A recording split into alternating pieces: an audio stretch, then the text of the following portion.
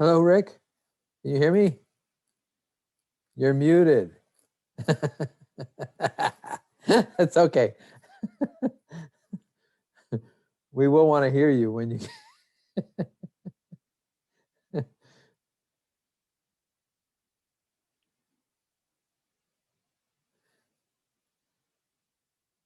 I can't read your lips. Sorry, but maybe there's a little button on the bottom, maybe that says mute.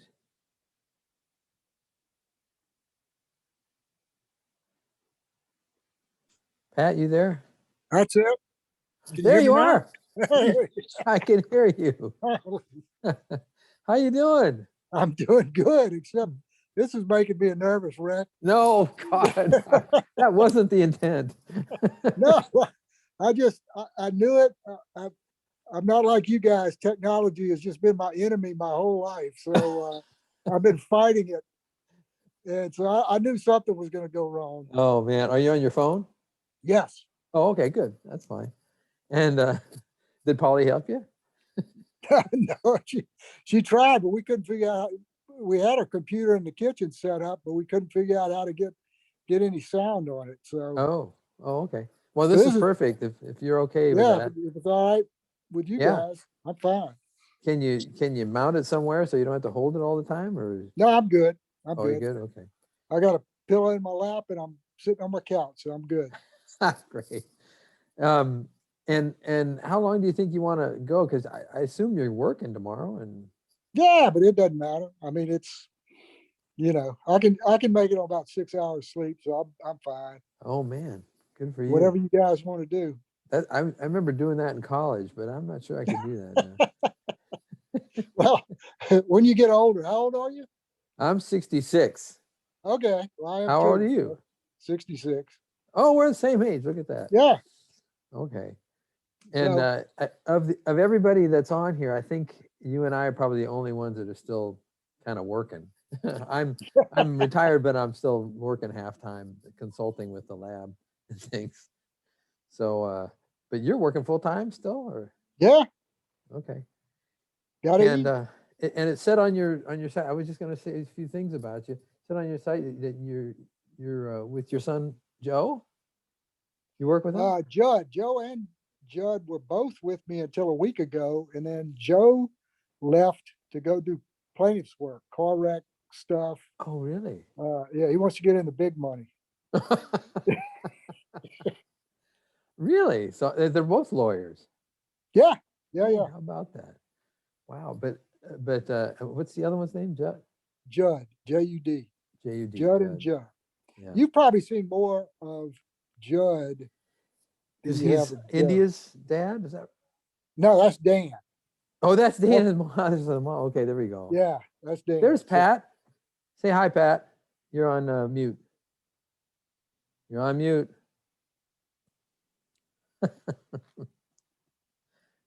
I'm glad it's not just me. Yeah, right. Oh, good. Yeah. And we got a few more guys joining. You there, Pat? You can hear me now, or Well, yeah, but you got kind of a delay. I don't know what's going on. You get, your sound's not coming in. all good. Okay. Anyway, we'll be able to hear you But, well, Rick. That's fine. Others. Good. Well, the little boys came over yesterday. Oh, they did? Good thing. Yeah. Yeah, they came over to swim. And swim? So the pool's fine? Pool's fine. That's great. Yeah, it's the one constant in all of this mess. The pool's still okay. You have to heat it, I take it, right? Yeah, we put the hot tub on and everybody. Oh man, that gets is in so that nice of confined you. You're so space. great. No, it's all right. That's good. So anyway, this is Pat Coyle. He kind of leads the group here, and Dick Fortner, and here's Rick Norman. Dick, Hey, you're on mute also. Everybody comes in on mute. I'm just delighted you could join. No, my pleasure. I just I'm hoping y'all didn't build this thing up too much. Oh yeah, we know. We all want to hear everything about it. I don't know. It's pretty casual. Still can't hear you, Dick. No, gotta go to the bottom and check and click the mute button, maybe. So Dick's kind of like me. He's using two apparatus to come in. How come Sooner you're or using later, two? one of them will get sent across. For some reason, I upgraded my Zoom client, and then when I connected, Rick and I tried the early test, and I couldn't hear you when you came on. So I've got my phone now as well. Oh, gosh. So it was a strange bit of behavior. Yeah. So Dick, why do we see two of you?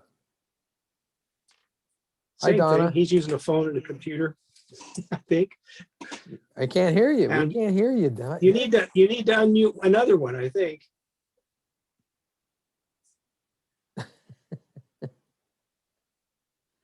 So see, Rick, you're not the only one having trouble with it. Yeah, it's good. I'm feeling better and better about this. Yeah, you're looking like the old hand here, Rick. Yeah. If a bunch of scientists have Why the don't- problem, You need to unmute one of your other devices, Dick. Your one's get off of one unmute of is them. muted. Yeah, we can hear you now. What Yeah, did you do? there you go.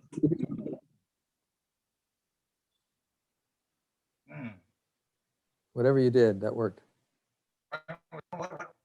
Oh, you know what? Steve is so much better when he's muted. What? These are the kind of things we deal with.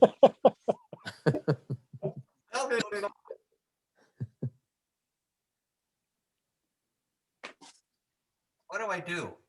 What do you mean? You have You're two good. devices there. Why is that?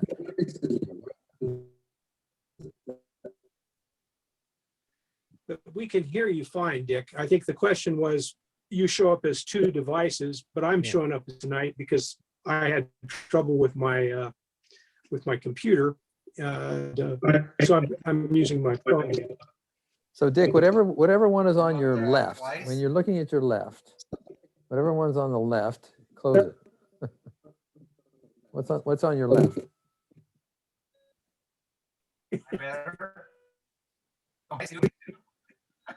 You have two devices looking at you. Well, am I better now? Yes. I'm still two? Yes. You're still two.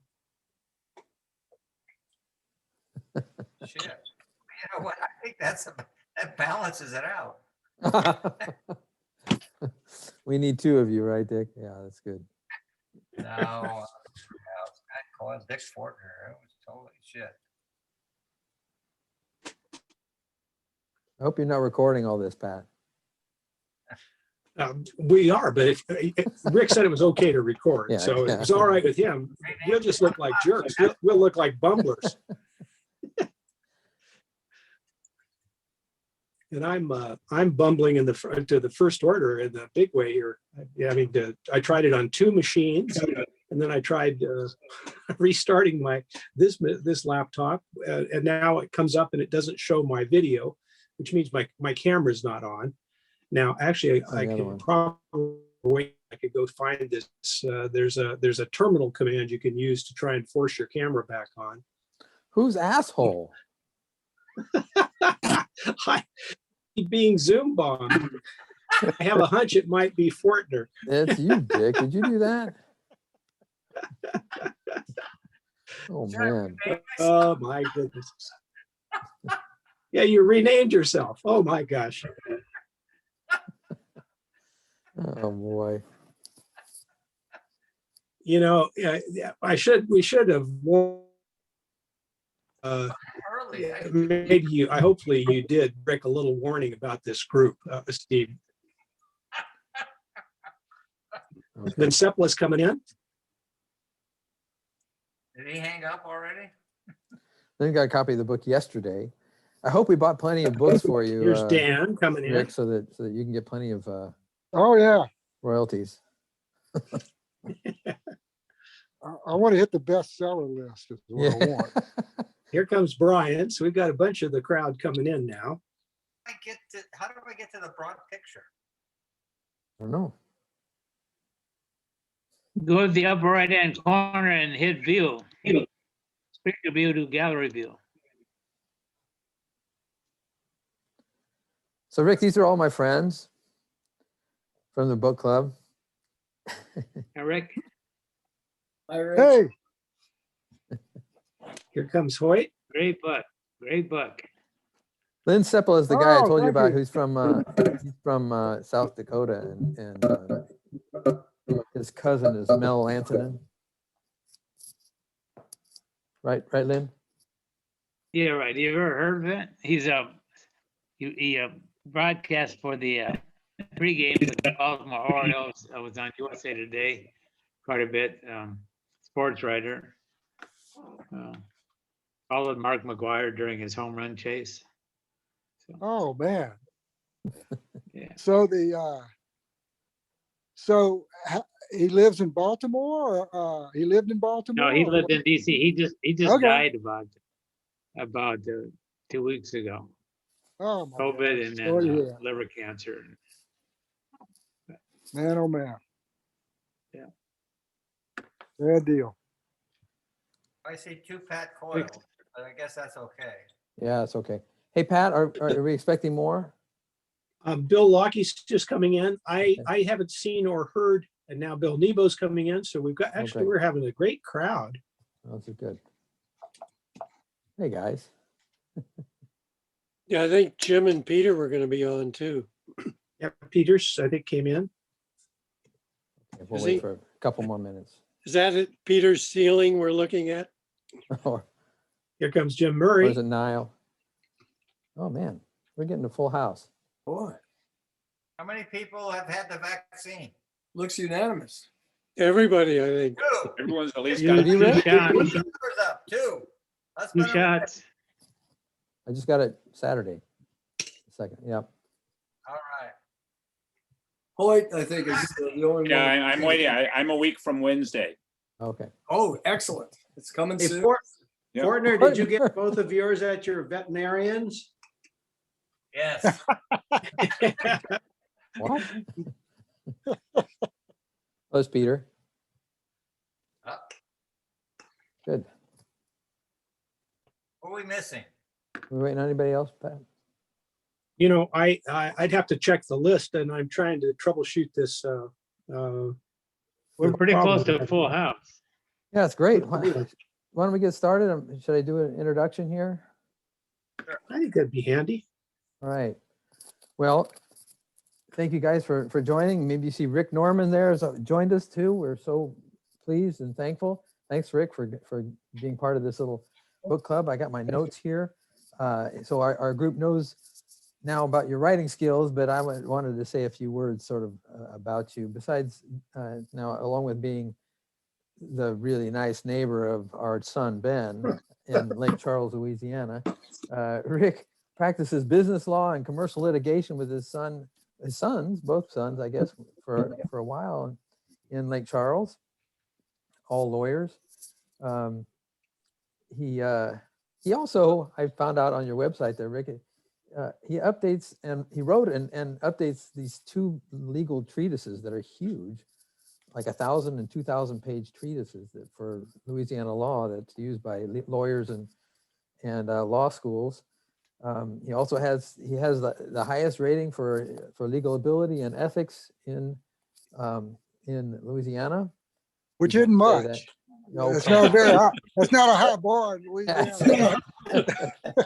It said that you were city attorney of Lake Charles from 83 to 85, which I had not heard that.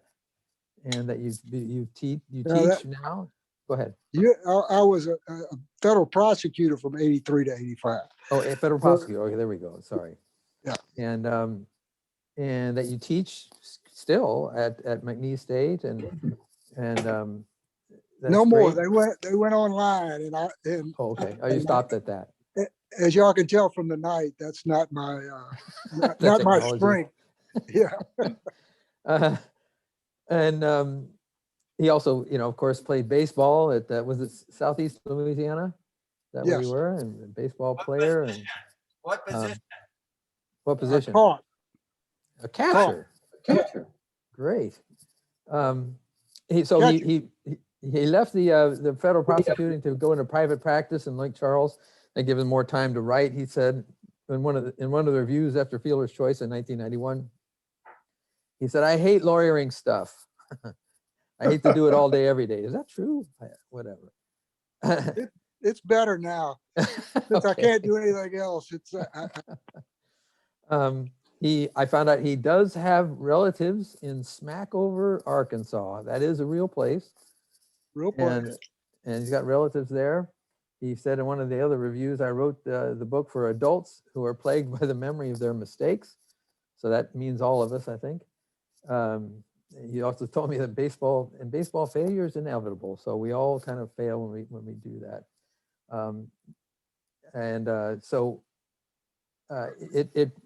It sounded like it did really well. There was a lot of good reviews at the time it came out in 91.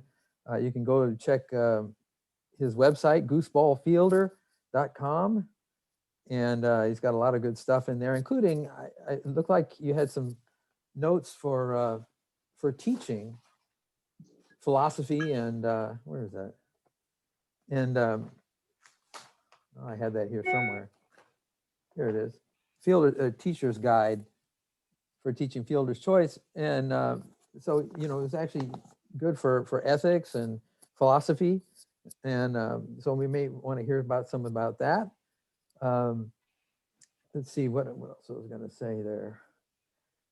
Anyway, but he's just been a wonderful neighbor to our son and his family. And he helped them through some of the stuff that I brought up to you guys before, going to Hurricane Laura, which devastated that town, where they lost power, waters, trees were down, and just so much damage around town. But it's amazing how they're coming back. And then, of course, you got the freezing a few weeks ago.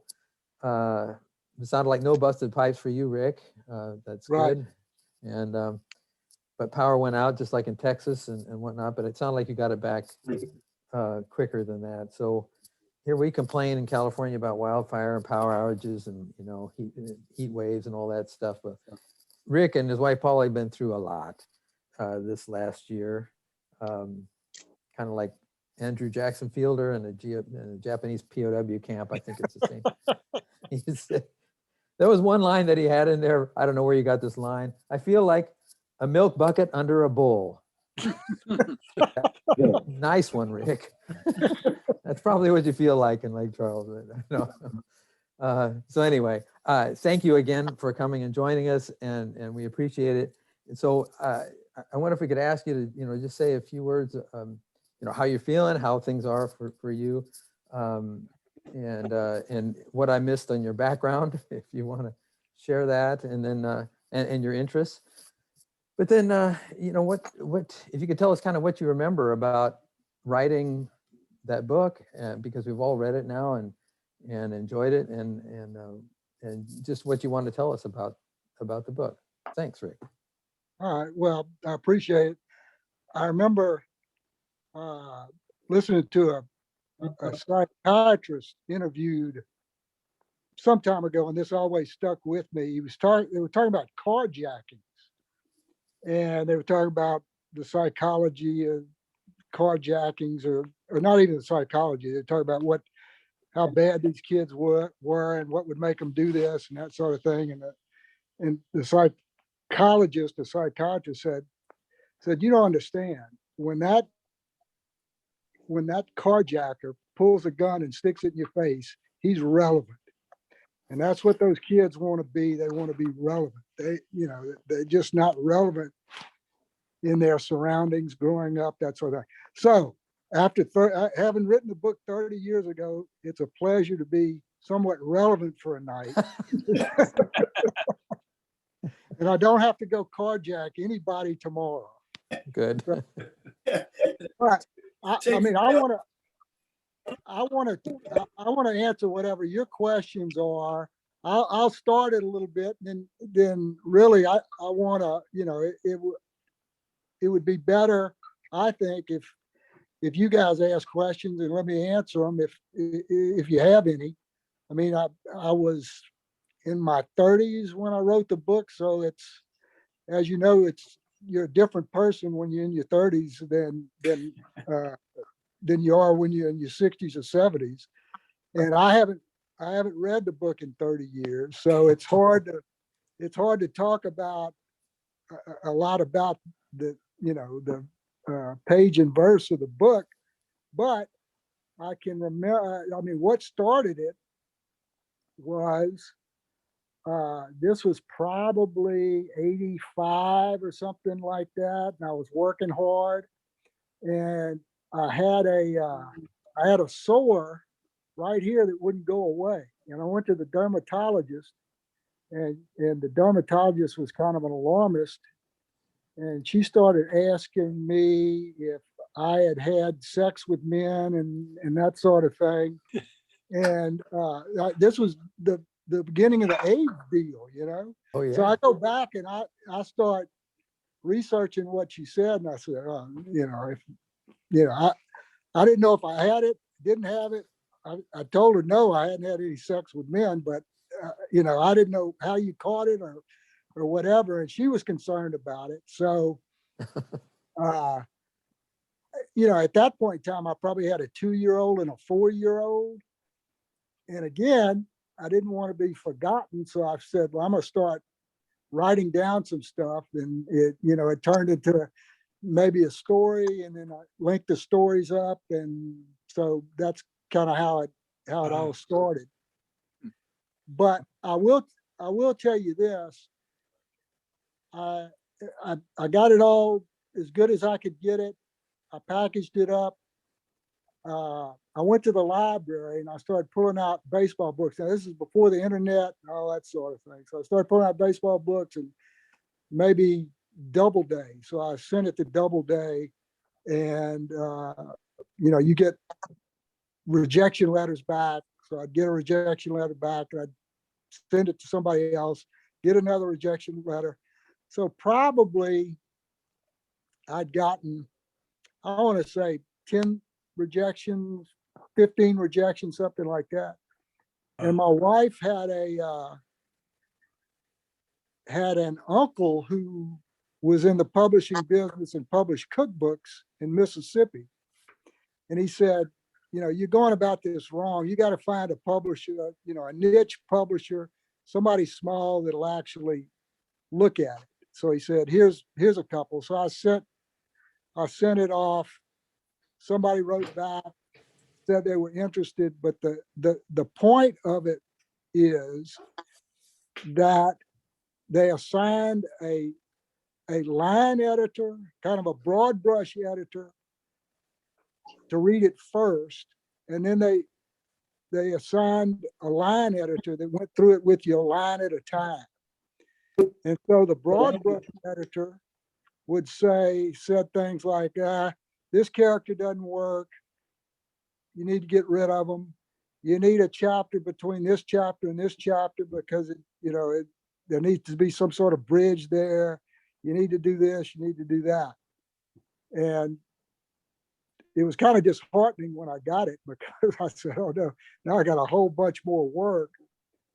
But luckily they gave me this line editor who just went through line at a time. And really she made it 70% better. So, you know, I can't, I got to give her the lion's share of the credit if you enjoyed it, because, you know, it would have, you know, I don't even know if I have an early copy of it, but it wasn't,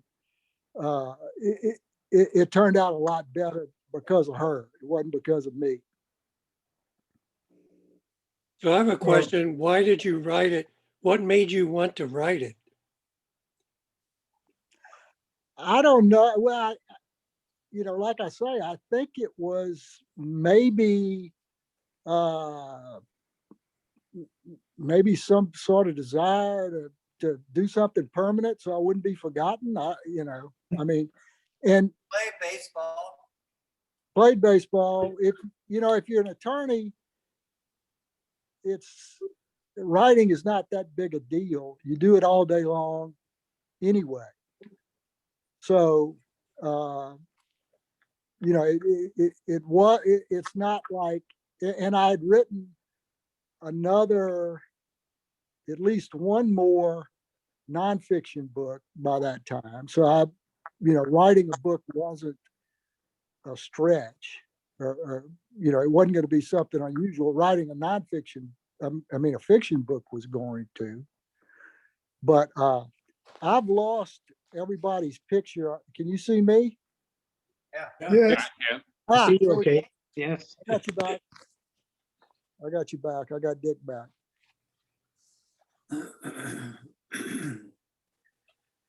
So anyway, that, you know, it wasn't that. Rick,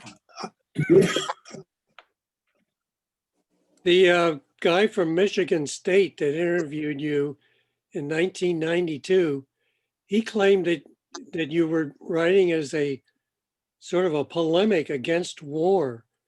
And I didn't really get that impression reading the book. So that's why I asked you why you wrote it. Oh, you know, I guess there was some of that, or it turned out to be that, just because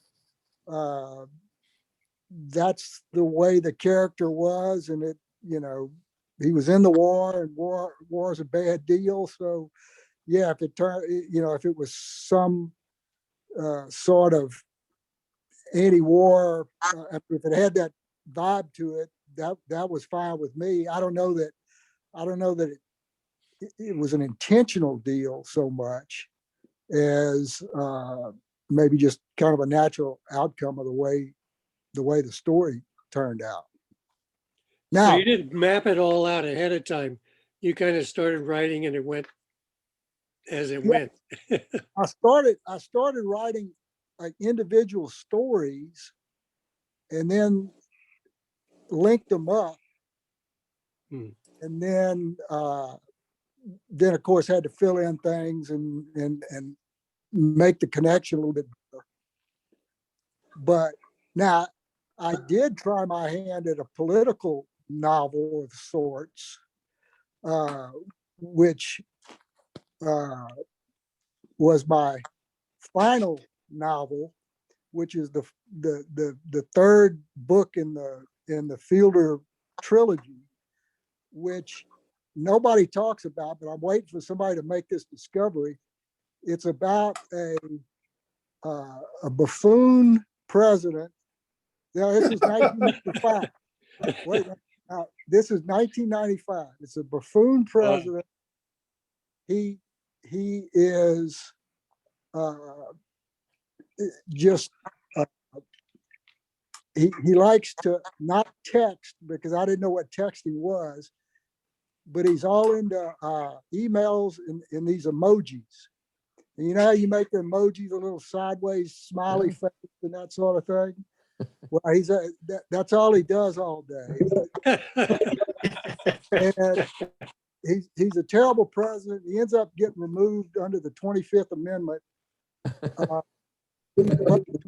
And I keep waiting for somebody to make this discovery and say, it's the next Notre Dame. It ought to be in the nonfiction category. What's the name of that book, Rick? That's Bat Day. Bat Day. And look, and not only that, they stormed the Capitol after Bat Night at the Washington Senators game, where they hand out the little bats. Oh, The president's there. He aggravates everybody. He starts a riot, and they go and they burn down the Capitol. And this is 1995, but nobody knows about it. So, oh man, that is Yeah, that's incredible. Yeah. That's Nostradamus, all right. so and I know what you're thinking right now too. Could I ask? Yeah. Until now, I had the impression you had written only one fiction book, the one we're talking about tonight, The Fielder's Choice, which I think is excellent. You handle the detail extraordinarily well. It's not just detail; it tells the story so beautifully. Like when the girl driving the car near the end of the book hits those hogs, and you say exactly where she is. You describe the little hogs crying because their mother died. And of course, the point of that is that then she finally decides she really does understand her husband is dead. Now, this is done in 2 short paragraphs. I think any, well-known fiction writer would have been very proud to write something that well. But it's not the only thing in the book like that. There are several of these beautifully written, detailed, driven revelations of character. So, but I thought this was it. But you just said there are 3 baseball books. So could you say a little bit more about them? And are there other fiction books that you've written? No, I'll tell you what happened. So I wrote the first one, and it was, again, this is before the internet. And so what the publishing houses had set up at that point in time was that every publisher in an area, they had some sort of cooperative. So Seattle, some publisher in Seattle, if somebody wrote a review in the Seattle paper, they would cut it out and send it to the book publisher. So August House, which was the publisher for the first book. So probably the most exciting 6 months of my life was after the book came out, and I would get these reviews, maybe one a week or something like that. But it was just thrilling to get, to be in a newspaper somewhere else or whatever. And I can remember about maybe 6 months, 8 months in, the publisher called for some reason, and I said, "How's the book going?" And he said, "It did okay." And I said, "What do you mean it did okay? It's over?" And he said, "Yeah." He said, "Look, the book companies, what were the ones back then? Barnes and Noble and whatever. They buy a few copies of the book. They'll put them out in the front of the store. If they don't sell, they send them back. And so we're starting to get returns now. And so it's about over, and it did okay. So now luckily it got picked up by something, and I'm not going to be able to remember it. Oh, some kind of weekly reader deal for high school kids and junior high kids. It got on one of those lists. And so the schools, they would buy a package deal for high school, and it included this book. So it got a little bit more time than maybe it would have otherwise. But again, this is all, I'm telling you stuff that's very old and dated. And I'm really not sure how things work now, except that the second book, the first book was so exciting, I decided to write a second book. I probably shouldn't have, because I don't think it wasn't nearly as good, and I didn't have that same line editor. August House, the original publisher, said, "No, we're not doing that anymore. We're publishing more children's books, and so we're not doing it." So I had to go find another publisher, a little publishing company in Alabama, and then I felt like that one was so bad I had to redeem myself by trying to write a third one, and that was Bat Day, the kind of political one. But they're all Gooseball Fielder. One is Gooseball Fielder. The second one's a Gooseball Fielder when he's a high school coach, and the last one, he's senile and pretty much bedridden. But anyway, you'd have to read it. I don't know if it's any better than the second one, but it is pretty prescient, in my opinion, anyway. So they didn't sell as well as the first one? I think that's what you're saying, right? No, not anywhere close, no. Yeah. So one of the things that struck me about the books, in my family, I have, relatives of my granddaughters that are trying to figure out how to play professional baseball. How do you get into these leagues? How do you do all of this stuff? And it's mind-boggling the things that they go through. What schools do we go to? How do we get into these minor leagues and all this stuff? And listening to your book, which I realize none of us were alive, in the beginning of World War II, about what was going on and all this stuff. The contrast of what people are going through now, what your guy went through to basically get into to play baseball. And, I mean, I'm assuming the story you put together for him, getting into playing baseball was something you created, since none of us were there when all this was really going on. But I mean, is there any stuff that you put together about, creating baseball players and getting, with World War II, major leagues coming out? And I mean, was this something you just created in your brain? Pretty much. I mean, I researched a lot. And when I say researched, I wouldn't call it scholarly research. It was more, reading and, talking to people. And I talked to a few people. I don't know if anybody remembers Red Barber. Oh, yeah. Yeah. Yeah. Sportscaster. Yeah. I talked to him about, and found out where, something about the St. Louis Browns and where they would have had spring training and that sort of thing. And he was really, really nice guy, very helpful. And so, yeah, I mean, a lot of it is just putting the story in that context and, doing some research to find out, kind of what was happening back then.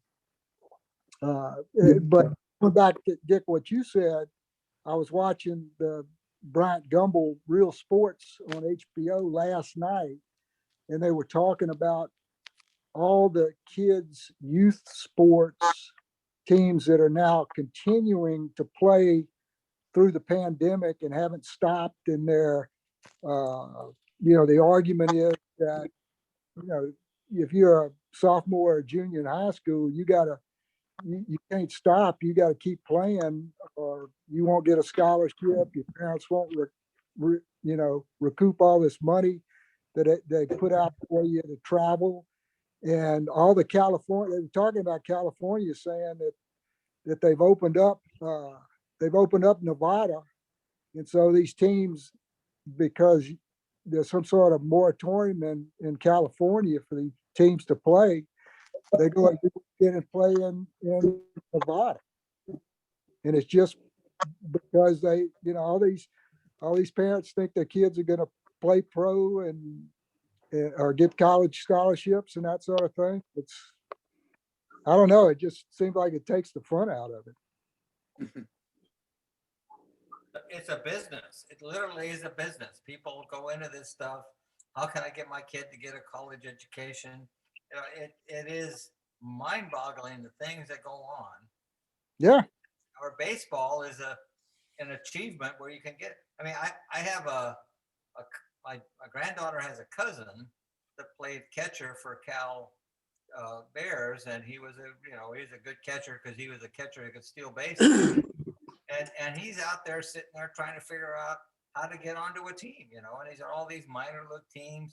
He's making shit money because he's not in the majors, but he's still sitting there playing this game. And it's just mind-boggling to think of what people go through to use baseball as a career grabber, Well, not only that, when's the last time you saw a lot full of kids playing baseball?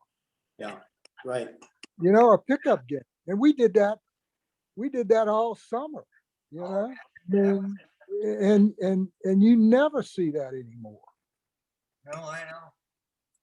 I- Yeah, I it's all come up- organized. Yeah. I have a question about prison. I- I have a question about the prison camp. Was the torture pipe in the prison camp derived from a report in the prison camp? Or is that something that you put together from just a bunch of reports?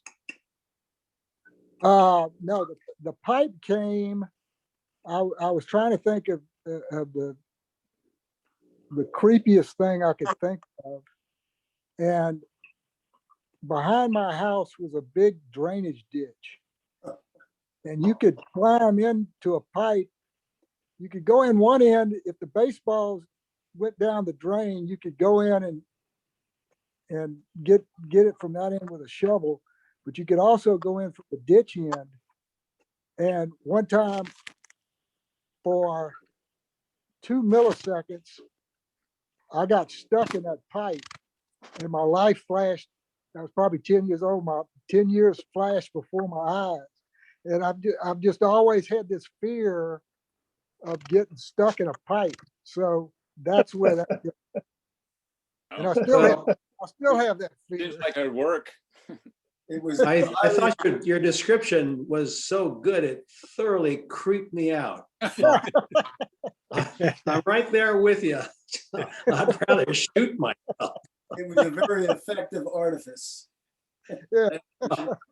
It was scary as hell, yeah. There was a lot of humor in the book. I wonder if you were an admirer of Rick Lardner or Ring Lardner's baseball stories.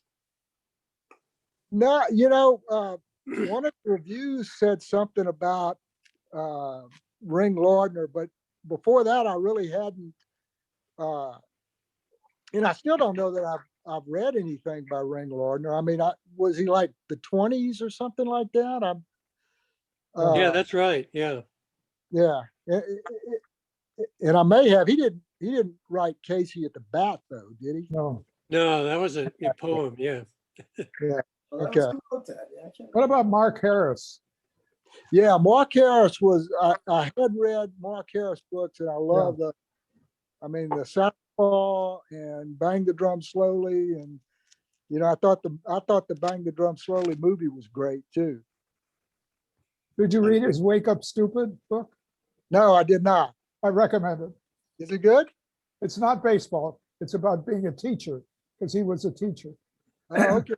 Wake Up Stupid comes from, as a teacher, frustrated with the bad kid in the back. He grabs his eraser and he throws it and says, "Wake up, stupid."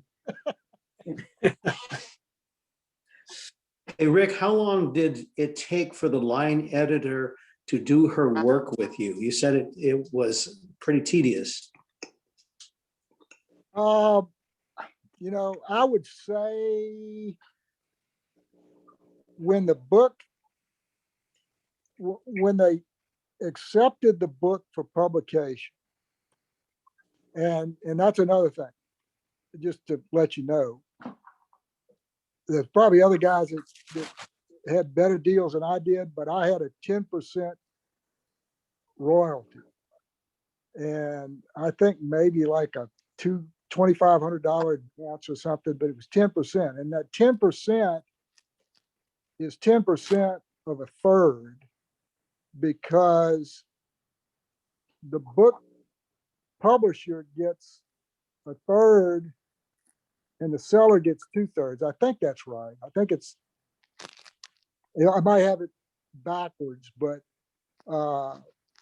it wasn't a whole lot. But anyway, once you sign the contract, then they give you a schedule and they say, okay, it's scheduled to go in the spring of, we want it for baseball season, spring of '91. So we've got to have the broad brush editor's got to be finished by this time. Then you have to do a rewrite by this time to kind of get what she said needs to be done. And then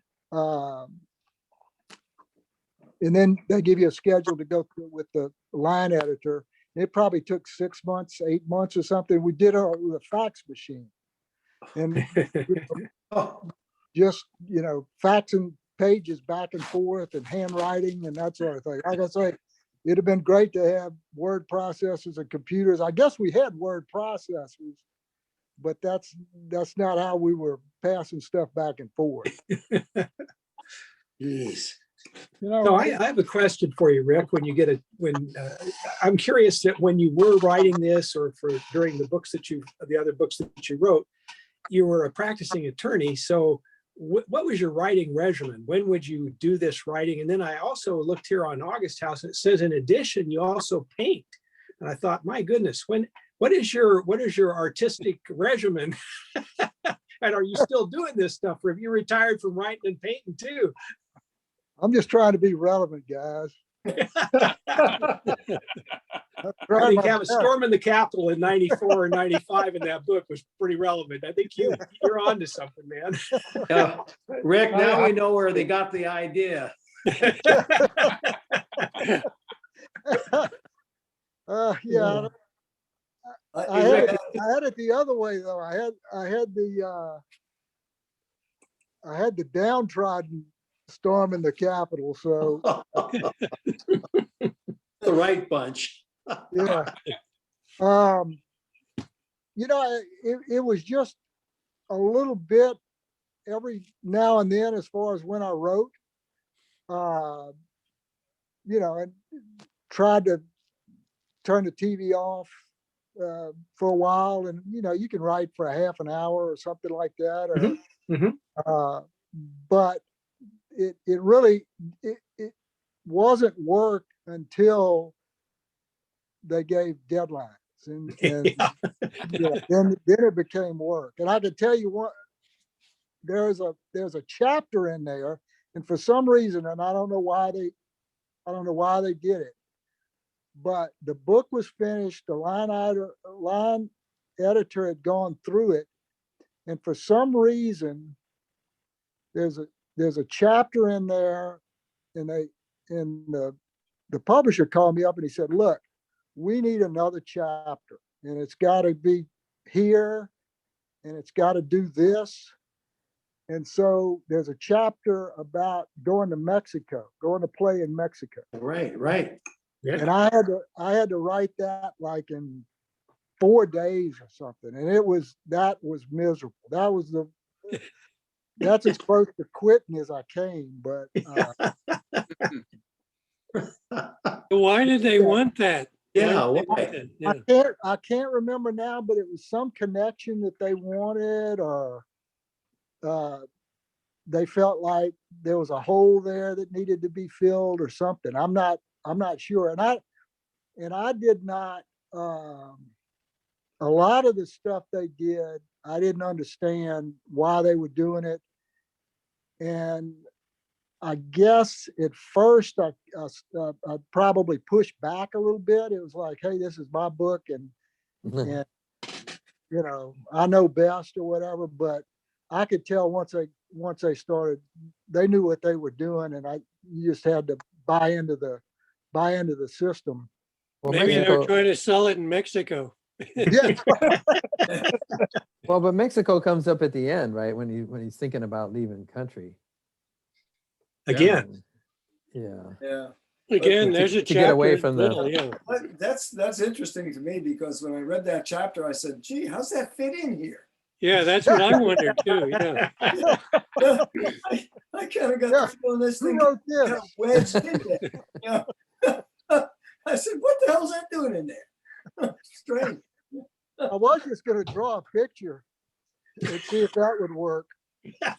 Have an illustration. well, what about that painting, right? It says you do painting as well. Yeah, but it's not anything. I mean, it's the best description of it is a friend of mine. He said it's one step above stick figures. Grandma Moses. Not that good. It's not that Hey, Rick, good. did you throw any characters out of the book, or did the publishers say we don't want this character? Were there some we didn't see? Yes. Yeah, there were some people, you know, I think one of the broad brush comments were that there were too many characters.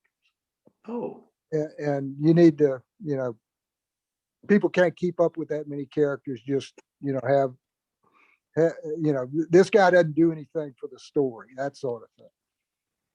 And one of the comments throughout that I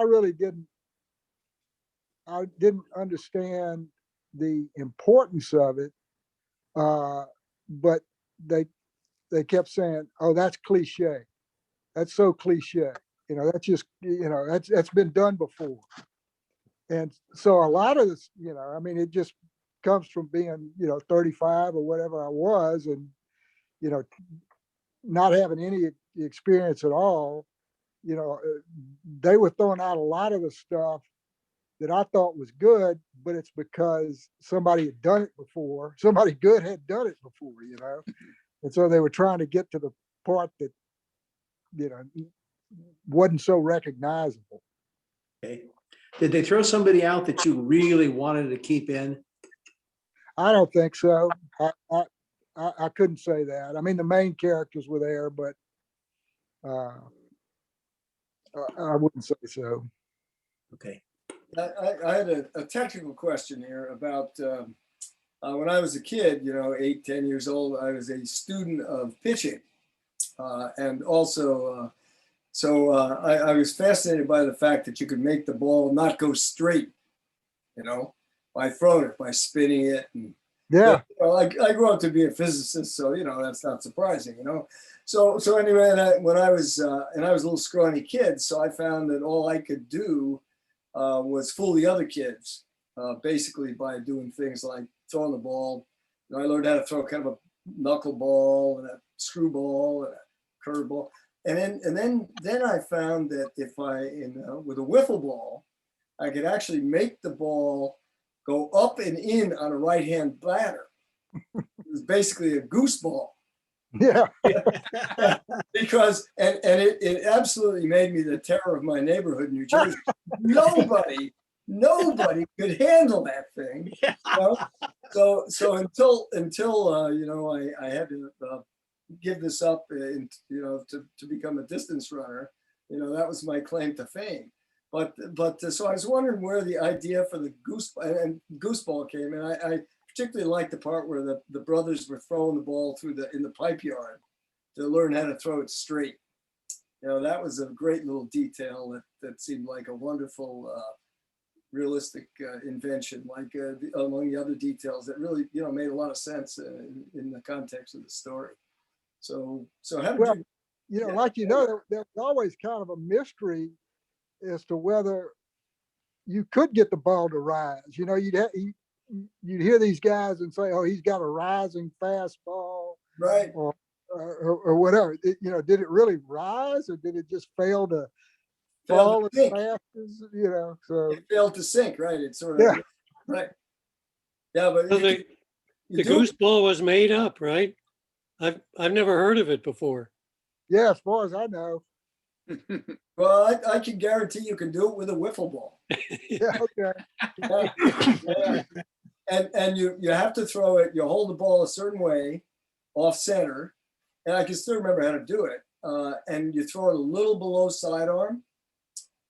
So and I think softball pitchers can make the ball come up. Underhand pitchers can throw rising pitches that are really hard to hit, I think. So it's you know, I think it's an interesting physics problem. But it- Well, the other, I mean,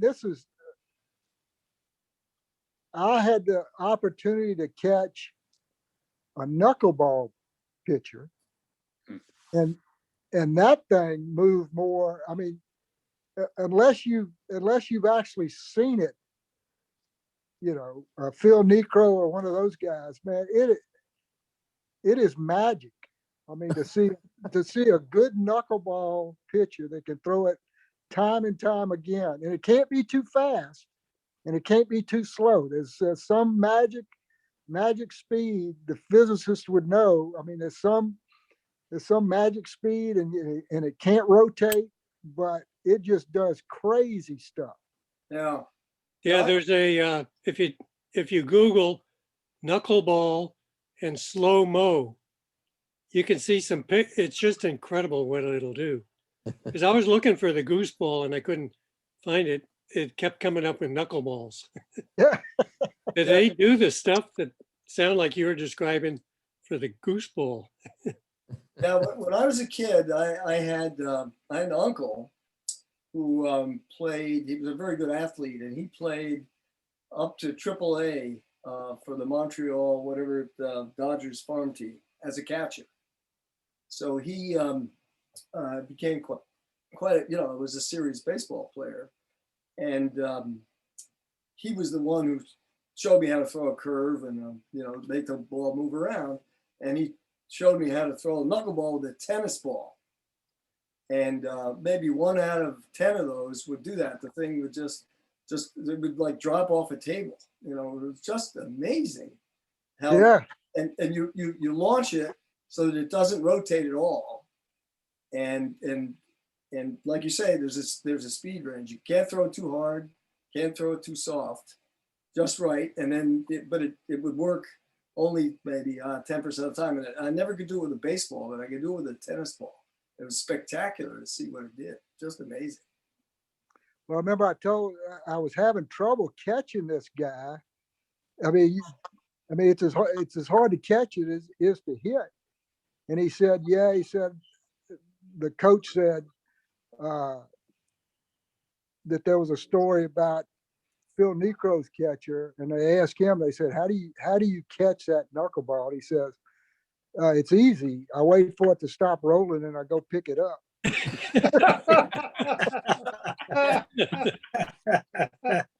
And you wear your cup, right? Oh, dear. Wear 2 cups. Yeah. Oh, that's great. I think that was in the book. I think you had to pick it up in the story in the book. I think that was one of those little stories, one of those great stories in the book. Yeah, there's some. I wonder if you I love had, the Lions I think it was when he went to Mexico, he said it was the worst matchup since the Christians took on the Lions. And that was just absolutely, it was absolutely stunning. Yeah. Could I have I, a question could I about ask, Jude. Oh, go ahead, Bill. Go ahead. I just wanted to ask, the whole scene with the admiral and his son is, if I may say, brilliant. It fits so well in the story. It doesn't feel like an add-on at all. And it's such a powerful story about them as individuals, and the other Japanese man, who, as you explained, is a bad guy because of what happened to his family and so on. So I was just wondering, was that built on something you had read or heard, or was that entirely your imagination? I'm trying to. I'm just hesitating because it's been so long ago. I don't know Yeah. where it came from. Now, my father was a top turret gunner in a B-17. Uh-huh, Oh. okay, So I'd kind of, I was sort of a World War II buff, yeah, sort of a Army Air Corps deal, but then the Europeans didn't play baseball, so it had to be out in the Pacific. I Uh, see, yeah. And, I knew about the Bataan death marches and that sort of thing, but, I don't, I don't know that, I don't know where that came from, really. It's sort of, I forgive me for asking the question, but to me, so much of it is cinematographic. It feels so dramatic. Did it ever occur to you to see if you could market it with the movie industry? Oh, yeah. Now, the way that works is, they call you up and they take an option, Yeah, and they don't pay anything right. for the option.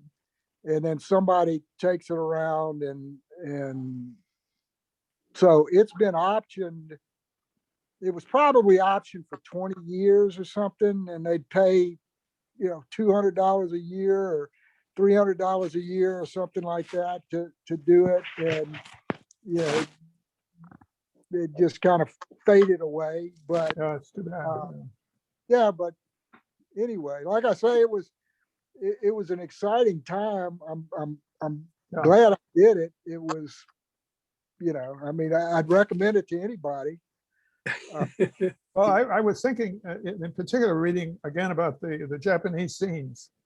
I would think that would be something that movie people would love to make today, Yeah. because modern movies about Japan show them to be humans, of course, and so on. And they don't have to elaborate much on your writing, because you create some really fascinating characters with those Japanese figures you had. Yeah. Well, I even wrote a screenplay for it. Yeah, it's on your website. It's on the website. I Yeah. see. Okay. And so but like I say, now if you've got $200 and a little time, and live near Hollywood, you can take the screenplay around for me if you want. Yeah, any of you guys know a movie maker? I mean, I agree. I think it'd be a great movie. Yeah. Well, the small budget filmmaker is king right now. The studios are basically distribution sites. They don't have the power they used to have, if they ever did. So almost every movie you see is made someplace, in somebody's garage, or starts there, and then it goes on Netflix or something. So there are lots of people who you might find who could do that, who could market it, in other words. Yeah, I wish. I mean, Yeah. but it's kind of 30 years old now. The one thing I always wanted to see was whether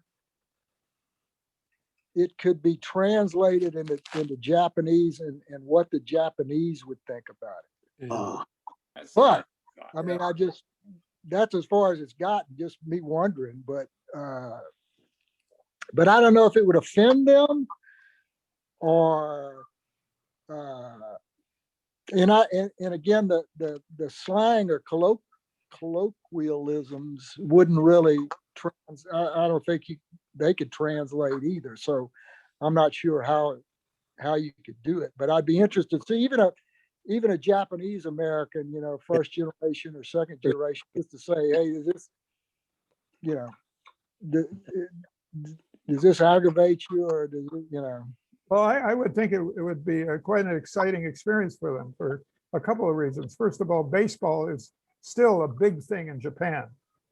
Recently, for another reason, I looked up baseball in Japan, and it started pretty much when it started here. Baseball was introduced into Japan, and I think it was like 1870. And then by the middle 1890s, it took off like a fire. I read so like a fire in a dry field. Kids everywhere had baseballs and gloves. This was before the beginning of the 20th century, and it hasn't stopped. I mean, baseball is a big deal over there. But the second point is that such a story as you just described is a wonderful way for them to explore the intersection, so to speak, of the pride in country, which is evidenced by the kamikaze, the respect for the adult and the child, and the game of baseball. I mean, it's a tremendous thing to play. So the movie of your book could be just those scenes. There's a wonderful one in there that strikes me, and this is the one where you describe when you made the character describes flying the first mission over downtown Tokyo, and then when they looked down and saw the baseball diamond. Yeah. And then it leads to this story about the orangutan wrestling tent and the yellow coat and the beating of this orangutan. And he would, it says here that this character, the other character, said he quit going altogether after he snuck into the tent early one afternoon and seen the monkey man training the poor old orangutan. Seems he'd put on the yellow coat and the helmet and whooped the chained up ape with a baseball bat. And then it goes on. I know the Japs picked the fight with us, and no doubt there were some bad ones against him. Still, I got to thinking all that Yellow Devil talk about how evil there was might just be somebody's way of putting the yellow coat on. It's really touching, but it brings together both the racism and the baseball connection preceding it, and how the narrator said, well, I'm not so sure about this. They play baseball. Come on, they can't be all bad. And, you know, coming up on an Olympic year, that's kind of, you know, I mean, that's the deal. I mean,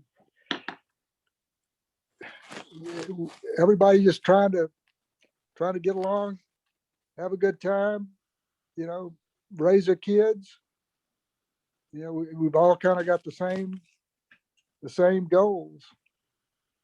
I have a And there's question that about, other- about there's- Jude, your character Jude. Uh-huh. Did you keep everything in that you meant to say about Jude, or was there something edited out about Jude? I don't remember anything being edited out. Okay. I Okay. mean, possibly there was, but I don't remember it. What did you think was What- missing, Bill? Well, my question is, what happened to Jude after he left town, or was that just not part of the story? No, I'm The- trying to think if there's anything in the second book. I don't know if he's in the second book or not. I think it just, he left and that was it. That was it. Okay. I have a question that's a little different. Have you read the Laura Hildenbrand book, Unbroken? What is that No. about? Well, it's a similar story. This guy's an athlete. In fact, he's Oh, about to be Zeffirelli. in the Olympics as a miler. Oh, the runner, yeah. Yeah. And they True make story. a movie out of that? I think Movie. I saw the Excellent movie, I book. believe. Yeah, the Movie. book's good. They made a Yeah. movie. But it's kind of a similar Right. Yeah, there's a yeah. similarity there. character and mixing sports and bad prisoner of war experience. I was struck because you wrote it way before she wrote her book. I hope. I had never. I even thought maybe she had read your book. But hers- Well, but that was a story, true right? story. That was That's a true true. story. Yeah. Yeah. This was a true story. Yeah. That's a true story, yeah. I did have somebody come up to me somewhere and say that his uncle knew Gooseball Fielder. Yeah. All right, that's good. That's very funny. Well, I love being a younger brother of two older brothers who teased the hell out of me. I loved all the practical jokes that you had and scattered throughout there that people played on one another. Dropping stuff off of the water tower. I assume there's a water tower in Smackover. There is a water tower. I've got a picture of it. It was in my bathroom. I don't know where it is now. I hadn't seen it in a while. But Oh, really? yeah. As a matter of fact, Dan, my son-in-law, is working in Smackover this week. What? Wow. Yeah. Yeah. It's in south central Arkansas. It's an old oil field town. Yeah. Where did the name come from, or do you know? I'm not sure. I'm sure there's a story to it. Yeah. Oh, yeah. You have a dedication in the beginning of the book. Are those just friends, or are there some specific meaning to the who you dedicated the book to? I think all of those people, and I'm going from memory, but I think the dedication in that book were all players who lost a big game. Yeah. Hmm. If you can Google every one of them, Yeah. and they Bill all Buxton. screwed up. Yeah. I thought it was brilliant. That was really great. I There's remember another- watching Bill Bruckner. I remember watching Bill Bruckner. Oh, screw up. yeah. That was really, Is he in the list? oh Yeah, man, Bill Bruckner. Oh, that my was gosh, sickening. That was the worst thing I ever saw. Oh, Jimmy my- St. Brains, John Anderson, Fred Merkel, Heine Zimmerman, Mickey Owens, Bill Lowe's, and Bill Buckner. Those were the Oh, Billy ones you Lowe. dedicated I it to. remember it. Yeah, I remember that. And a host of kickers. Yeah. Yeah, that's right. Yeah. Walkers and kickers. and- But you also said, if not forgiven, may their mistakes be mercifully forgotten, which of course they won't be in your, No. because you wrote them into the book. They'll keep coming up and coming up. And You if you know- look them in Google, they'll find them. Circling back to Bill Lockey's idea about this, one of the other things I think that's really touching in this is the scenes, the sequences where the admiral is told him that he's just, the kid's going off to be a kamikaze, right? And he says, if your boy's already dead, Admiral, if he ain't going to pitch anymore once he leaves here, why you been wasting our time having me teach him? And he says, well, you have heaven after here. They'll play ball in your heaven, won't they? Yoshi has only now, and we've done what we can to make him happy. It's been no waste, Gooseball. And then on the next page or so, where they came out and the admiral and his son threw hard at each other until finally one flew over the dad's head. And then as the kid takes off and so forth, the admiral looked at the ball and then he held the mitt to his face and smelled deeply of it. He stared at the sun till I feared he'd go blind. Then he went back into the house too. And it's just, these are things that are human kind of contacts through the context of this physical detail that Bill was talking about earlier, where that smell of the baseball and that father and son throwing that ball hard at each other is just, it really is skillfully done. Very, very nicely done and very touching, I think. Well, thank you very much. Here, my wife just brought something in. Let me see if y'all can see it here. Oh yeah, there's a picture there. Very cool. Water tower, yeah. There you go. All right. Now she can go back into the bathroom where it belongs. What else do you hang in your bathroom? That's the perfect bathroom. And did anybody drop baseballs from that thing and try to catch them or anything? Whoa, that's a big one. That's a pretty tall water tower. Yes. Yeah. My wife grew up in a little town in Iowa called Pearson, and it had 600 souls at the very most, 300 now. And there was a big water tower behind their house, not far up on the hill. And in fact, during a lightning storm, at one time, a little ball of lightning fire came out of the spout in the bathtub. And he said her father came running out and said to his son, wait, let me see if I can find Jane. No, well, she won't mind. Said, son of a bitch, that's about kill me. And said to his son, your turn next. Telling about the fireball in the bathtub. The fire- That water tower looks just like the Pearson water tower. Oh dear. Yikes.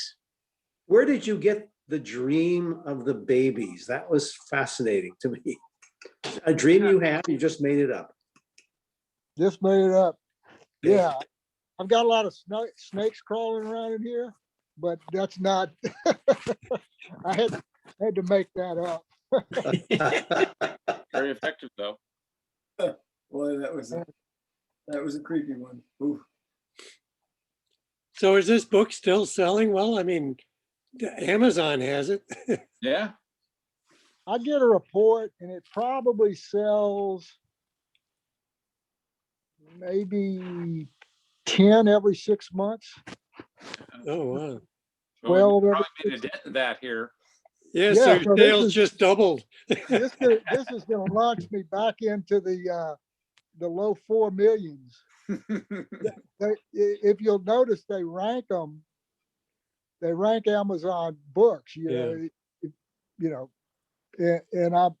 I've been in the 4 millions recently, so I'm hoping that you guys have gotten into the 3 million. Kick it in. Yeah, I think you've actually got a brilliant marketing ploy there that I think you can exploit the 85% of American baseball fans who hate the Yankees. Yeah. And I think there's a lot of, once people realize that this is a hate the Yankees book, I think you'll sell a lot. I think Yeah. that's a winning promotion right there. That worked I for could me. have led with that somehow. Yeah. Put a dead Yankee on the cover or something. There you go. Yeah.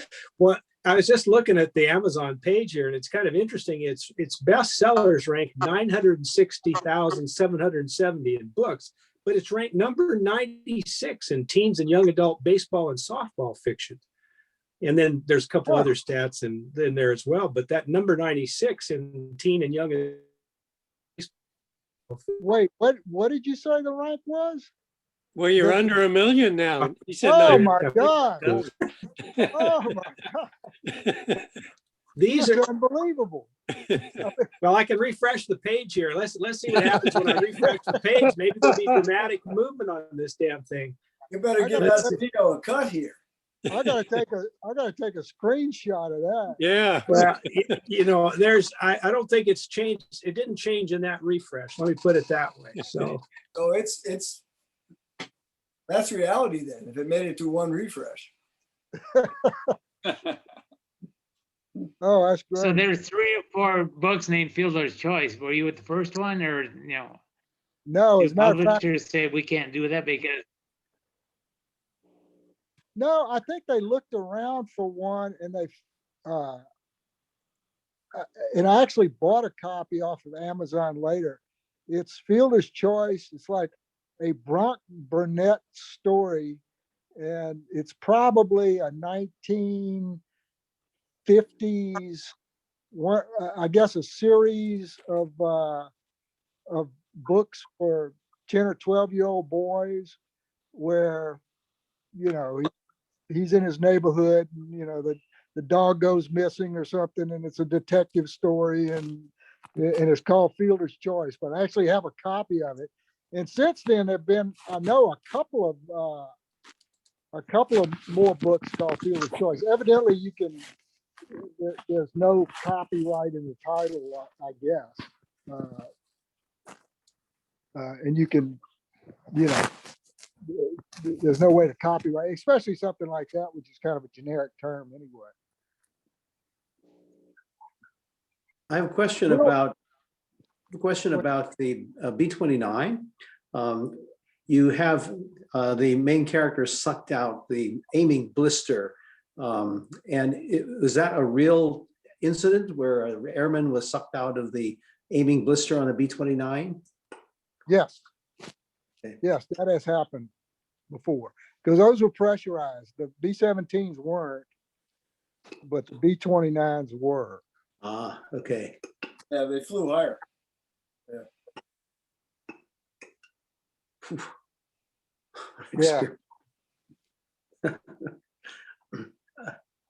Not people- fun. Yeah, and I don't know, I mean, how many of you guys' parents were in the war? I My mean, foster, It was. Yeah, Yeah.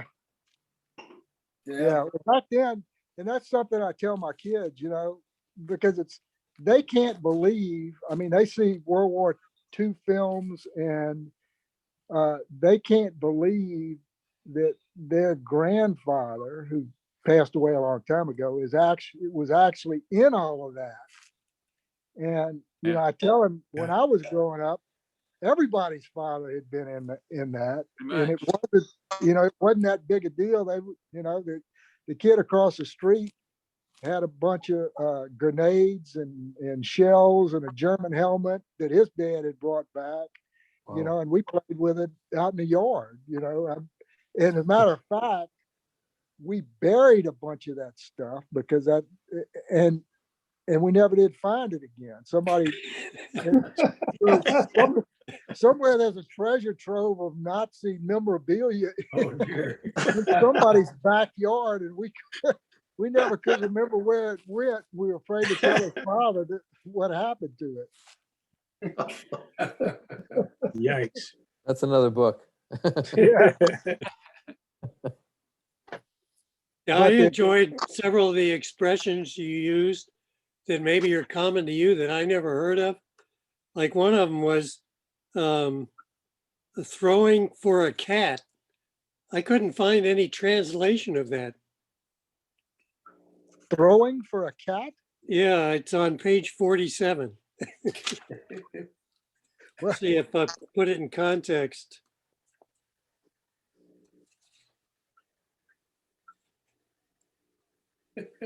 Or maybe it's 42. There's nothing on 47. Nothing on 47. I guess it's 42. Made it up, Dan. No, it's in here. Because I couldn't find it. Some of these are in there, like buck and winging, or busk and winging. I found that one. bucking, yeah, that's dancing. The old Right. clock, the old the cloggers from the Netherlands? Eastern Europe. no, what's the Oh. mountain up there with all the The Ozarks, Ozarks? Yeah. Oh, clogging, yeah. yeah. Another one I liked was I was lost as Grant's Bible. Oh, that was good. That was, What's the story behind that one? oh, that was good.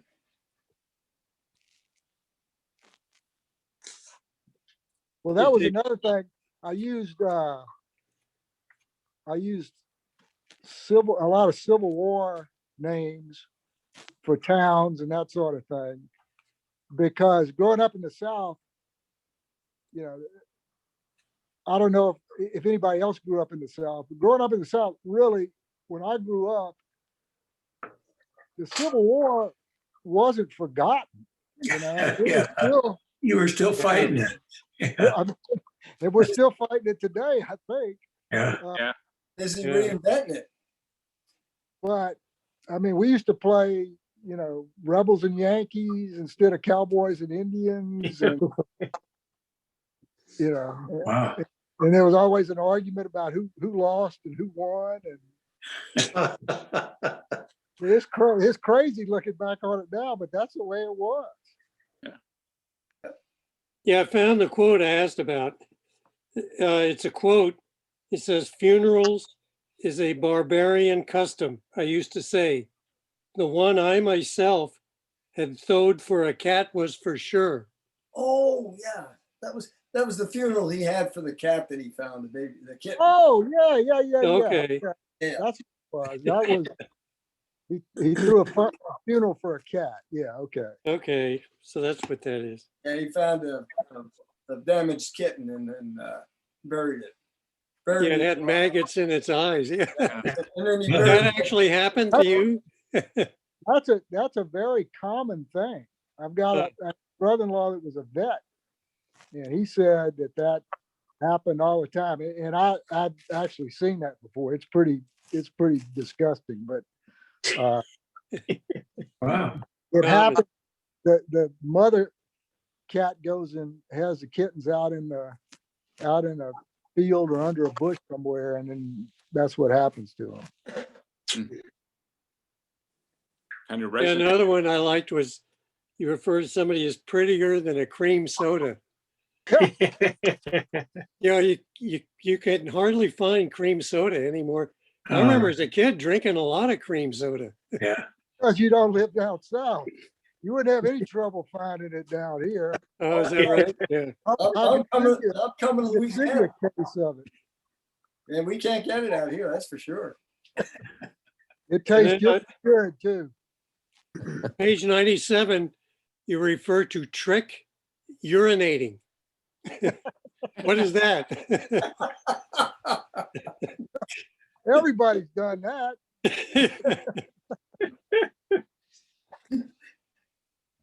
That's a thing for younger men. That's right.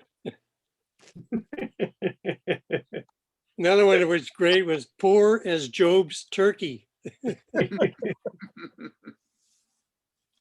God. Yeah, that's why I thought maybe you'd read Ring Lardner. He's got a lot of stuff like that in there. Keeps One it. thing one thing I found out from talking to other writers at like conferences and things like that, book, they send you out on book signings and that's all right. And I can't tell you how many times I've sat in front of a mall, in front of a Barnes and Noble or something, and sold in an afternoon, no books. No. You talk about humble you. It not only do you not sell them, it hurts Barnes and Noble because they put you out by the door, or did back then. And it was kind of like the guy ringing the bell, like Santa Claus. You know, nobody wants to look you in the eye. They kind of walk around. I promise you, I cost them business, but they sent me all over the place. But they sent me to a couple of conferences like this, something in Nashville called, I can't remember what it is, but some sort of festival of the book or something like that. But talking to other writers, and what I found interesting was there are basically two types of writers. One writer just starts a book, has an idea, starts a book, and starts on page 1 and goes to page 300. And the others were more like what I had done, where I, would write different parts of the book and then connect them up rather, which I thought was interesting. And a bunch of people would start a book and have no idea how it was gonna end, and would say, well, I don't know what my characters are gonna do until I start writing about them, which to me was amazing. I kind of had to, I wrote stories, but then I wrote an outline that would kind of fit everything in, or tried to fit everything in. But I was amazed at the people that could just start on page 1 and go to page 300. Can you Yeah, tell maybe you, they've the written publisher, before. you wanted just to finish up with the, what you're saying, and that's the story major, but the publisher asked for you to do one more page about the 20 years later when they're getting the honor for the Gooseball Day. The epilogue, yeah. Yeah, the Yeah, the last epilogue. chapter is a newspaper story. Oh yeah, Yeah. they did ask me to do that. That was the other thing. They said there was something in there. I had to do it twice. I think it ended before. Wasn't there something in there about the coach's disabled son or something in a pitching jacket or Oh, something? yeah, right. Some kid. I don't Well, and then they said, no, now that wasn't a good enough ending. Now we need something else. And then I'd come up with a newspaper deal, Okay. which Rick, I on one- which I But want. Go but ahead. you would prefer just to have the story and say that's it, Major. That's my story, and you wanted to end it there, right? Well, I don't know if I wanted to. That's where it did end.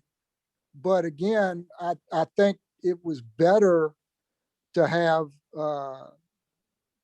that last part about the coach's son or whatever, and then the newspaper article, and so the other books I've kept that those writing style is not the right word, but whatever, where I have sort of a lead in letter or introduction, and then I end it with a newspaper article. So Yeah, I thought that worked really well with it. You started out with the Necklace Womack yeah, thing, and then at the end, it was great to have that Gooseball Flies Again from a 1966 article where Hubert Humphrey was there in the audience, and the mayor was this Musso guy that they had teased before, and Yeah. and then his stepson or his adopted son is in this third season with the Yankees AA farm team, and then he ends and says, "Yeah, I spent all those years trying to teach him how to throw a gooseball, and I reckon I ought to teach him how to keep better company." Yeah, perfect ending. I thought that was really Yeah. good. Ending, yeah, that's right.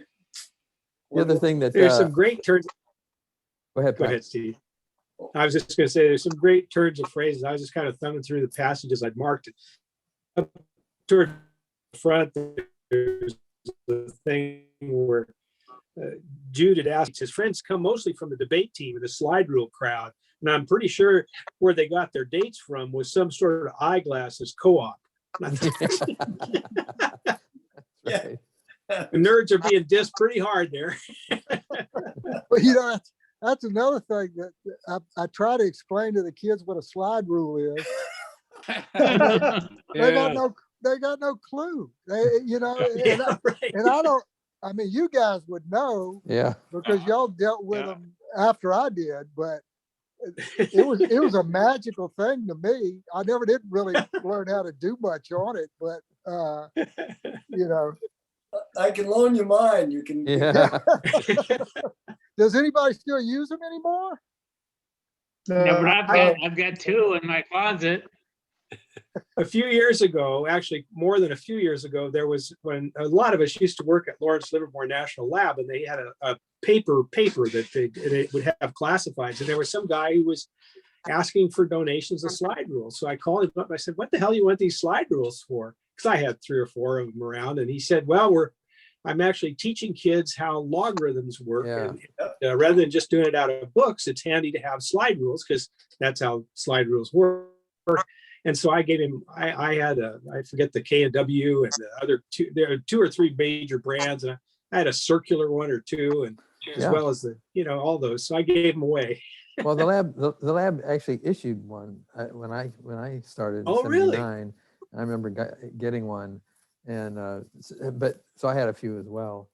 But I was kind of ask something about that too, Rick. I mean, Lawrence Livermore National Laboratory, who a lot of us worked for before, is one of the 2 places that makes nuclear weapons and make sure that they are working for our national arsenal.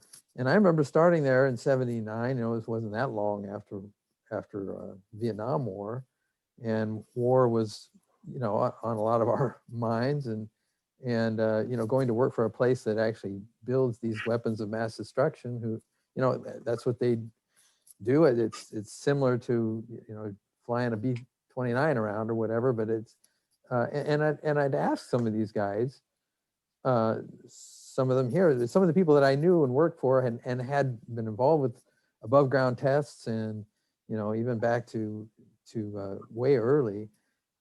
How can you justify doing this?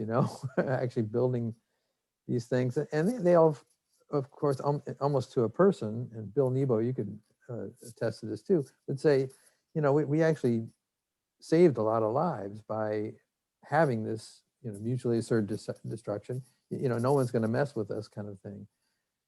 And they've never been used, but it is a conundrum. It's an ethics question, that you kind of bring up in some of your discussions. That, what's the right thing to do? Should we be doing this or not? And is it is it right? And are we doing it for the right reason? And you were saying that we do it for love, but or in the book that's what it comes down to. But is there some similarities here with the nuclear weapons part of what we do? I don't know. I mean, what can you do now? I mean, what can you do when the war starts other than, fight? Yeah. I mean, once they bomb Pearl Harbor, I guess you can't, do nothing. I don't know. you know, a moral dilemma. Have you heard the story about the Russian submarine commander that stopped the guy from launching the nuclear missile during the Bay of Pigs deal? Have you heard that deal? True story. Amazing. It came out. It was unclassified.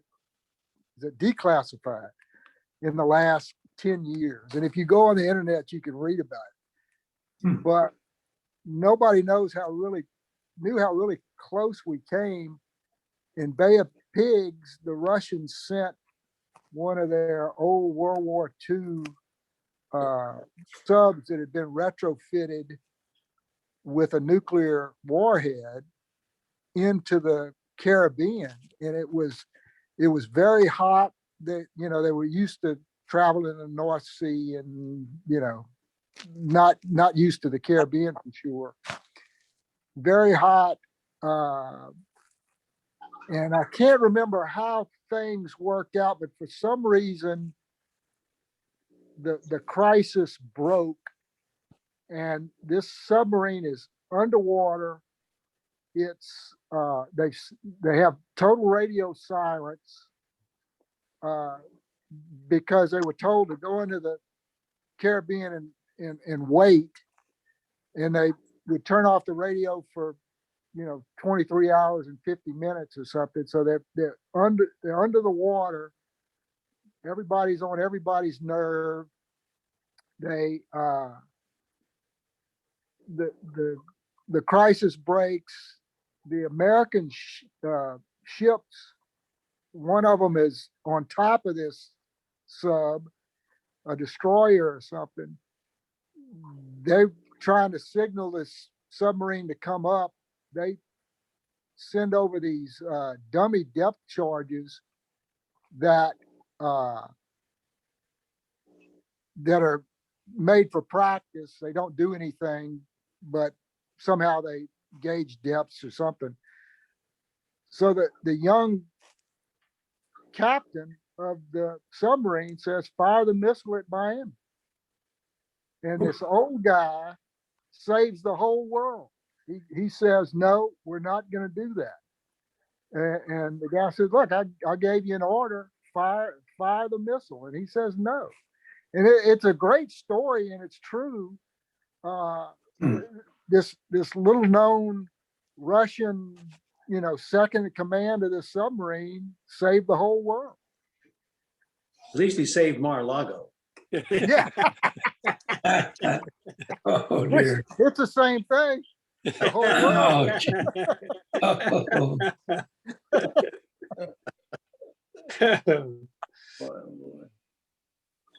I have a question about the prisoner of war and the collaboration. Did you have a specific bit of research about charges of collaboration with World War II prisoners of war in Japan in mind?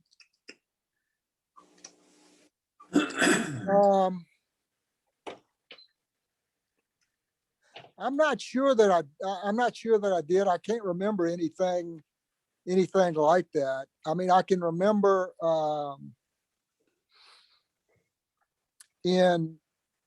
Kurt Vonnegut's got a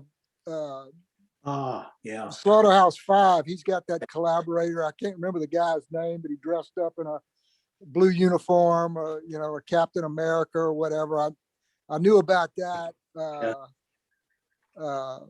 Which I love Kurt Vonnegut. I think he's great, but yeah, I can't remember any specific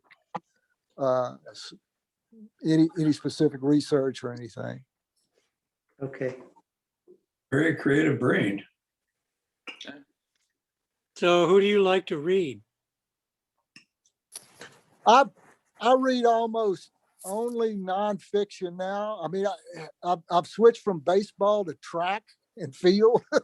I hardly ever pay attention to baseball anymore. It's kind of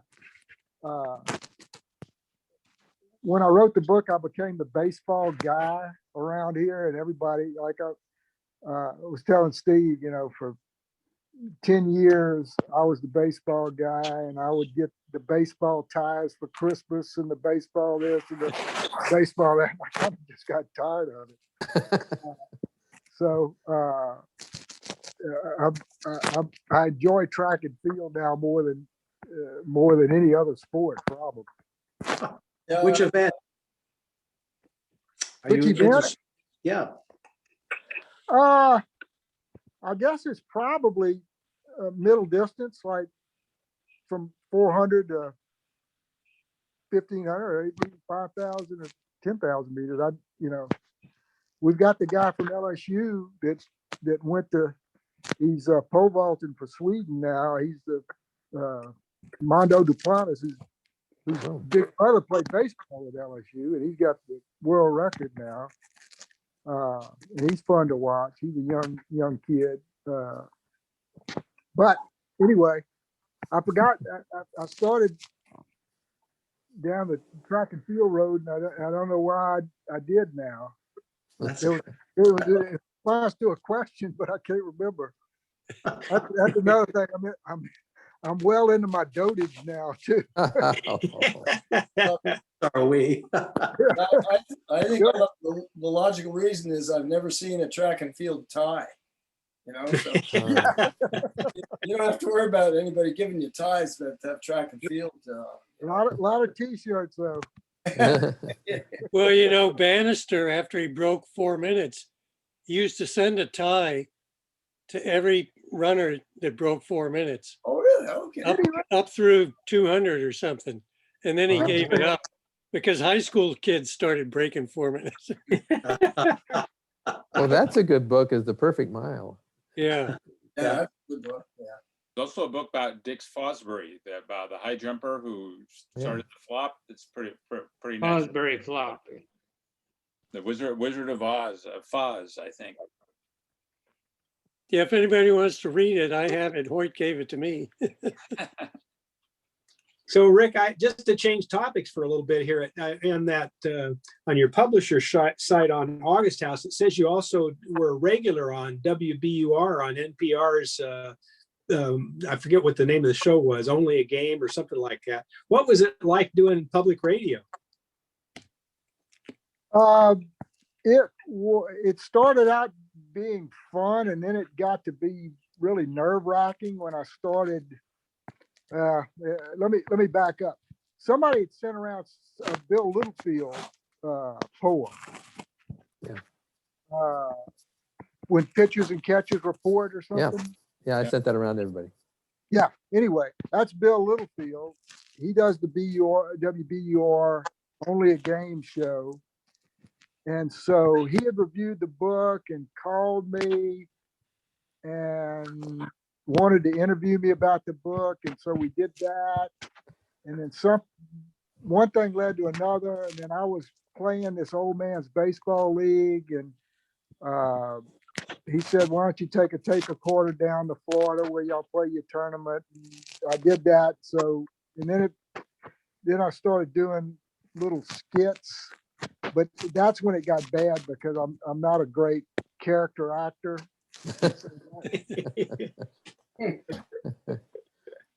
And so it just kind of got worse and worse. And then Well, since you mentioned Bill Littlefield, on your site there, it has a bunch of reviews, and one was from Bill Littlefield in 1992, and he wrote for Jack Fielder's fractured syntax and the apparent ease with which the author Rick Norman tells a story, Fielder's Choice has been compared with the works of Ring Lardner. So there he actually says it in there.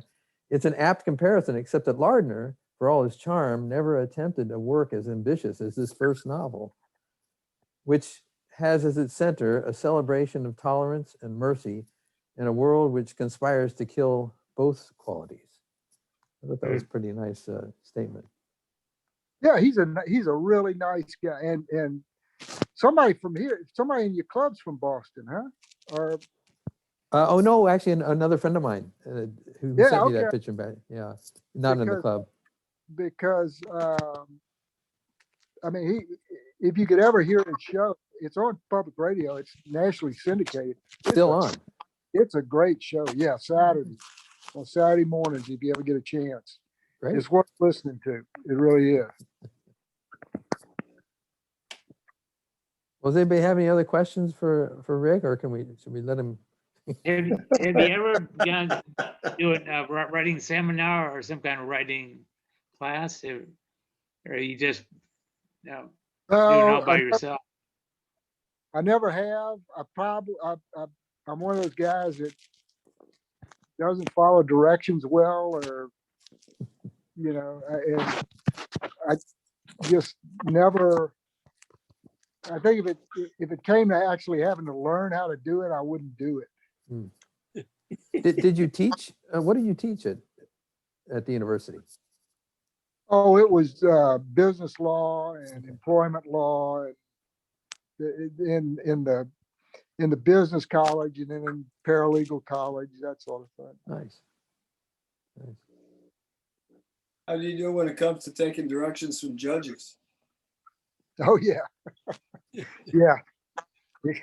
You got to do that, even though it's getting harder and harder. The older I get, the harder it is, because they're 40 years old, and it's really hard to genuflect to a 40-year-old, I could tell you. Especially some of the more recent appointees. Yeah. I was impressed last time I was in Lake Charles. I don't know, a couple months ago. It was the first time in well over a year that I'd seen somebody wearing a tie, and that was you, Rick, on your way to some, on the way to something or other. So, good job. Yeah. Still got to do it. Yep. Matter of fact, this was I went to a continuing legal education seminar, and you have to, out of 15 hours, you have to have 1 hour of ethics. So there was this panel of judges, and this will just tell you the state of Louisiana still,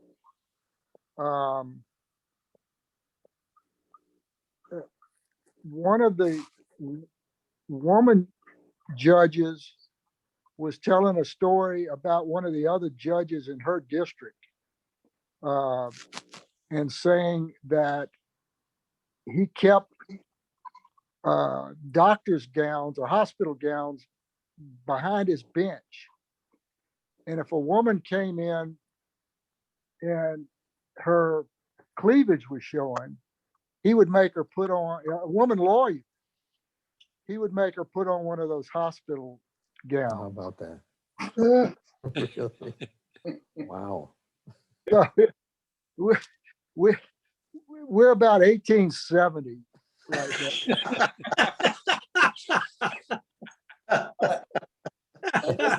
I guess he didn't like looking down down from the bench.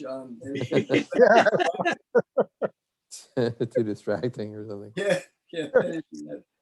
That's Well, funny. Rick, let me just close or begin the closure, I guess, by saying again how impressed I was with your novel. I know you wrote it many years ago. Your mastery of detail impressed me. But maybe soon you will be retired and looking for other things to do.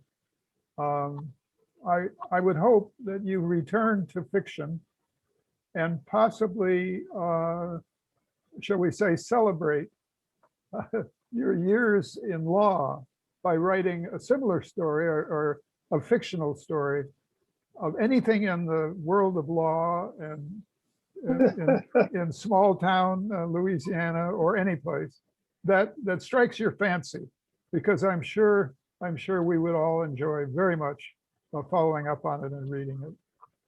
Well, thank you very much. But I will say this: if you read the second book and the third book, if you'd already read those, you'd be going, it's about time for you to retire, Rick. Well, Go paint some pictures.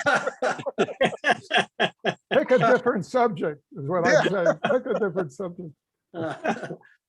Oh, this has been so much fun. I really appreciate you joining us, and Steve, for you finding and suggesting this book. Clearly, we've had a romp going through it and talking with the author, Rick, because it's just been really fun. So you should Well, good. appreciate it. I liked it too. Like I say, I'm happy to be relevant for a night. And nobody wanted their money back, so it was.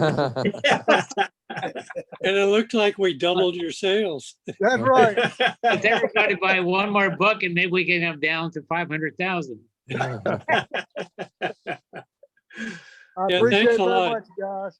Yeah, a pleasure, thank you. Rick. Thank you you, It's very been a real much. treat. Thank you. Yeah, see you soon. I'll shoot the recording out of this one so everybody will have a link to it. It'll take till probably tomorrow for it to process, and I'll shoot it out to you. And so, Oh, great. Yeah. Thanks a alrighty, lot. guys. Take Have a care. good evening, everybody. Hey, Stay safe. everybody. Thank you, Rick. Hey. thanks, Pat. Thanks, you Good guys. night, all. Thanks, Steve. Thanks, Steve. Thank you. Yeah, Calm no, it was down. fun. 3, 2, 1.